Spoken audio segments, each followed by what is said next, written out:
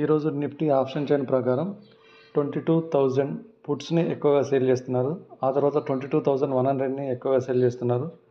అదే call side వచ్చేసరికి 22,200, 22,100ని cell చేస్తున్నారు. కానీ పుట్స్ కాల్స్ డిఫరెన్స్ చూసుకున్నప్పుడు ఎక్కువగా సెల్ చేస్తున్నారు. కాబట్టి మార్కెట్ బుల్లిష్గా మారే ఛాన్స్ ఎక్కువగా ఉంది. మార్కెట్ ఇప్పుడు 0.2% మాత్రమే పెరిగింది.